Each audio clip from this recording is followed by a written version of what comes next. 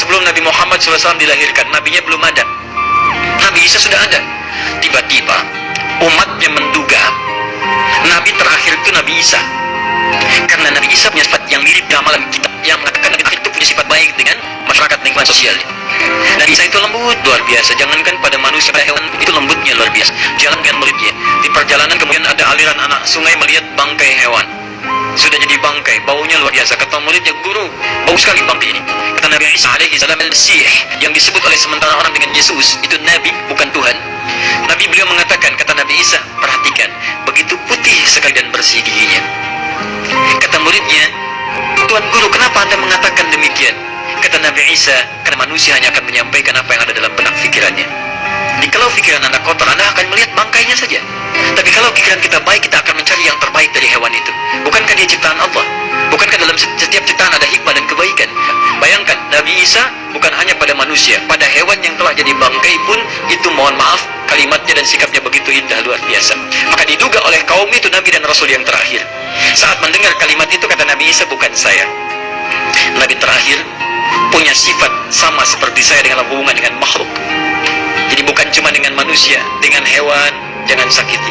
Kalaupun menyembelih, jangan sakiti hewannya. Makanya Nabi ini akan memberikan isyarat-isyarat yang sangat indah. Masya Allah. Pada tumbuhan dia jaga. Tapi Nabi yang terakhir ini punya keunggulan yang tidak bisa disaingi oleh Nabi-Nabi lainnya. Apa itu? Ibu bapak sekalian, tingkat kedekatannya dengan Allah luar biasa, ibadahnya luar biasa. Tapi hubungan dengan Allahnya itu bukan Muhammad, tapi Ahmad. Makanya Nabi Isa mengatakan, wa mubasysyara bi rasulin ya'ti min ba'di ismuhu Ahmad. Saya kasih kabar gembira, Rasul terakhir bukan saya, tapi seseorang yang nilai ibadahnya lebih daripada saya. Jaminan surganya sudah ada, bahkan turun surah kepadanya, inna a'tainakal kautsar. Dirinya dijaga dari kesalahan, maksum, sifatnya luar biasa baik. Tapi itu tidak menghentikan dia untuk mendekat kepada Allah dengan sifatnya luar biasa. Kata Sayyidah Aisyah di Al-Bukhari, nomor hadis 2010 sampai 2012, ya Rasulullah, alam takun ma'suban, alam takun mazmunan, lima hakada. Kenapa sampai bengkak-bengkak begini Anda tahajud?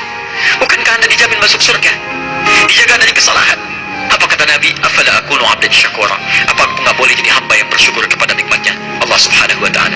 Tahajudnya sampai bengkak. Nabi, Rasul, ahli surga, dijaga dari kesalahan, tidak ada hisabnya, masih mau tahajud sampai bengkak kakinya. Ditanya oleh istrinya, kenapa sampai begini? Kata beliau, ringan saja, nggak boleh aku bersyukur. Masya Allah, ada orang Nabi bukan, Rasul bukan, surga belum ada jaminan, amal berantakan, hisab menegangkan. Masya Allah, bangun mata bengkak, kaki biasa, tahajud tidak subuh lewat. Masya Allah, cita-cita surga Firdaus. Bedaan orang dulu sholat dengan orang sekarang sholat. Dulu orang sholat karena mengenal Allah terlebih dahulu, memahami bagaimana cara menyembahnya. Nikmat sholatnya Masya Allah dengan ditunaikan, khusyuk, sungguh tak terlukiskan. Ada orang ketika sholat tiba-tiba lewat anak panah, dia tidak bergeser sedikit pun dalam sholatnya. Ada orang yang kemudian dalam sholatnya terhunus pedang, dan dia Masya Allah masih meneruskan sholatnya. Anda bisa bayangkan, ada orang dulu bertakbir sampai gemetar. Ada orang dulu dalam keadaan sholat sangat menikmatinya, sujudnya bisa berlama-lama, kenikmatan bisa didapatkan. Sekarang mari kita bandingkan dengan kita. Maaf, ada sindiran yang halus dalam Al-Quran tapi tajam. Bahkan ada orang sholat tidak paham, tidak mengerti apa yang dibaca dan dilakukan dalam sholat. Coba Anda cek sampai barusan sholat terakhir, dari sekian ribu ruku dan sujud yang Anda kerjakan, berapa persen bacaan sholat yang Anda paham? Jangan-jangan lebih dari itu. Kita pun tidak sadar bahwa ketika saat sholat, ketika sedang menunaikan sholat, kita dipersaksikan oleh Allah Subhanahu wa ta'ala. Kata Nabi di Abu Daud nomor 666, ada orang sholat tidak sadar berapa rakaat sedang menunaikan sholatnya. Hatta la yash'ur al-musalli raka'atan yusalli. Sampai ada orang sholat, kata Nabi, tidak sadar berapa rakaat sedang menunaikan sholatnya. Jika Anda punya masalah dalam kehidupan, terima dengan saran saya itu, dan mengeluh tidak menyelesaikan persoalan, hanya menambah beban. Anda punya masalah, terima dengan sabar. Alhamdulillah, Allah ujikan pada Anda, tidak pada yang lain. Lantas minta solusinya dalam sholat. Wassalah. Sekarang lihat rahasianya. Saya lambatkan sedikit. Hadis riwayat Abu Daud, nomor hadis 649, hadisnya Qudsi di Abu Daud, nomor hadis 649, hadis hadisnya hadis qudsi dari sahabat Abu Hurairah radhiyallahu taala anhu. Saya tuntaskan dulu masalah ini, perhatikan kalimatnya, saya percepat. Langsung ke ujung hadisnya. Qala Rasulullah sallallahu alaihi wasallam, qala Allah azza wa jalla. Satu kali Rasulullah sallallahu alaihi wasallam pernah menyampaikan, Allah Subhanahu wa taala berfirman dalam hadis qudsi, "Idza qala al-'abdu iyyaka na'budu wa iyyaka nasta'in." Jika seorang hamba dalam salatnya berkata kemudian, "Iyyaka na'budu," ya Allah, sekarang kami menyembahmu, salat hanya kepadamu. "Wa iyyaka nasta'in," dan sekarang kami punya persoalan dalam hidup, ya Allah, kami hanya mohonkan solusinya darimu. Lihat jawabannya. Qala Allah azza wa jalla, maka Allah Subhanahu wa taala akan langsung menjawab kalimat itu. Jadi ketika Anda dalam salat mengatakan iyyaka na'budu wa iyyaka nasta'in, itu kalimat itu langsung dijawab oleh Allah. Qala Allah azza wa jalla, Allah Subhanahu wa taala kemudian menjawab, "Hadza baini wa baina 'abdi." Ini perjanjian antara aku dengan hambaku. Wali abdi, dan untuk hambaku kalau benar salatnya sampai detik ini, masalah apapun yang dia minta, aku akan kabulkan sekarang. Apapun yang dia minta, aku akan kabulkan sekarang. Saya mau tanya kepada Anda, saat kita mengucapkan iyyaka na'budu wa iyyaka nasta'in, itu saat rukuk, saat sujud? Berdiri. Gak ada rukuk, gak ada sujud, berdiri. Tadi Nabi Zakaria minta saat berdiri atau ruku? Berdiri. Anda bayangkan, Nabi Zakaria berdiri minta kepada Allah, dikabulkan. Umatnya Nabi Muhammad SAW belum sholat dari itu oleh Allah Subhanahu wa taala. Mau minta apa? Jika Anda sedikit ya, dalam memahami sesuatu kita masih detail dan jeli dalam memahaminya. Dituliskan maulid itu waktu kelahirannya. Kalau disebutkan maulud, itu artinya bayi yang lahirnya, bayinya yang dilahirkan dalam konteks Nabi. Jadi kalau disandingkan dengan kalimat maulidun Nabi, artinya waktu lahirnya Nabi. Jelas ya? Kalau mauludun Nabi, maulud Nabi itu artinya nabinya, nabi yang dilahirkan. Jelas? Saya ulang, maulid apanya? Waktunya. Kalau maulid Nabi artinya apa?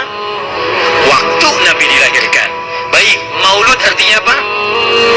Nabinya. Kalau maulud Nabi artinya apa? Nabinya yang lahir. Jelas sampai sini? Jadi kalau Anda menolak maulid dengan pengertian seperti ini, maka Anda keluar dari Islam. Kalau dalam hukum seperti ini, saya menentang maulid Nabi, berarti Anda menentang kelahiran Nabi sallallahu alaihi wasallam. Saya menentang maulud Nabi, berarti Anda berhadapan dengan Nabi, Anda musuh Nabi. Jadi kalau Anda dimaksudkan dengan kata maulud dan maulid, Anda tidak bisa menentangnya, bisa menerima. Saya menerima.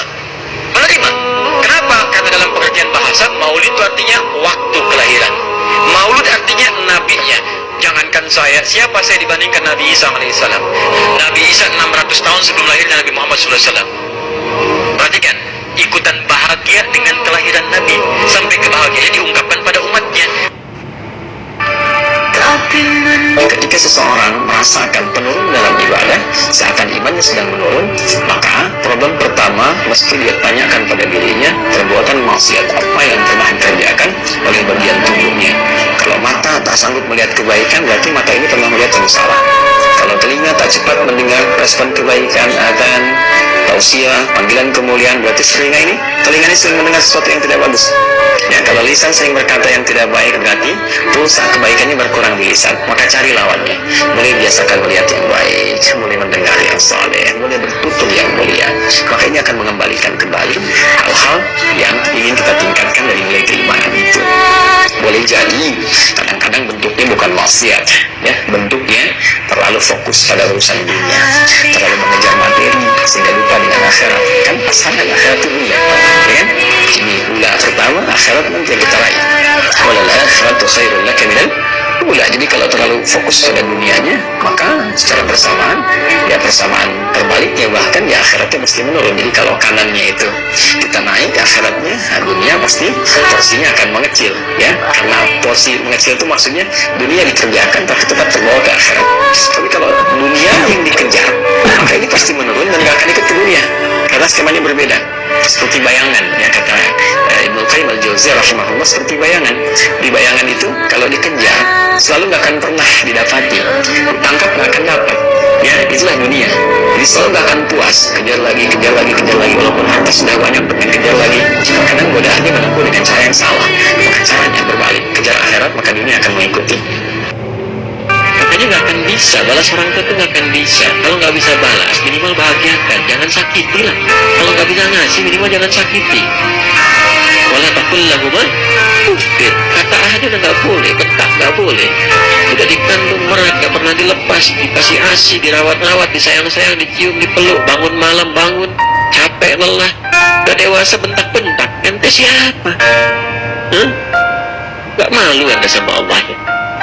Di belakang keluh kesah, ada yang tega menggibahkan ibu bapaknya, ya, ada yang tega memaksa memberikan warisan, ada yang mempolisikan bapak ibunya. Anak kurang luar biasa itu ya, kayak nggak punya kata-kata untuk melukiskan itu. Doain supaya dilembutkan hatinya, balik, tobat, baik ya. Nah, saya nggak pernah mengajarkan untuk berbuat yang kotor ya. Saya nggak pernah mengajarkan untuk mencela orang, minimal kita doakan. Kalau ada orang mampu belajar dengan saya, mencela orang ini itu, saya tidak mengakui itu belajar ya. Kita itu belajar untuk memperbaiki diri. Sebelum memperbaiki orang lain, perbaiki diri pribadi. Ya Allah, aku tuh banyak dosanya ya. Namun aku juga menyadari Engkau pemaaf yang tiada batas bagi rahmat-Mu. Maka aku mohon ya Allah, pisahkan aku dan jauhkan dari kesalahan yang aku perbuat, seperti Engkau jauhkan timur dan barat yang tidak pernah menyatu. Jangan buka itu lagi di hari kiamat. Aku taubat sekarang. Kalau di hari kiamat dikatakan wa may ya'mal mithqala dzarratin khairan yarah wa may ya'mal mithqala dzarratin syarran yarah. Yang kecil sekecil apapun dibuka, baik ataupun buruk. Allahumma naqqini minal khataaya kama yunaqqa ath-thawbul abyadu minad danas waghsilhu bil ma'i wal thalji wal barad. Kalau perlu ya Allah, bersihkan dengan apapun yang mampu menghilangkannya, sekalipun aku mesti merasakan dengan sesuatu yang dingin ataupun sesuatu yang berkonsekuensi lebih daripada itu. Yang penting aku taubat.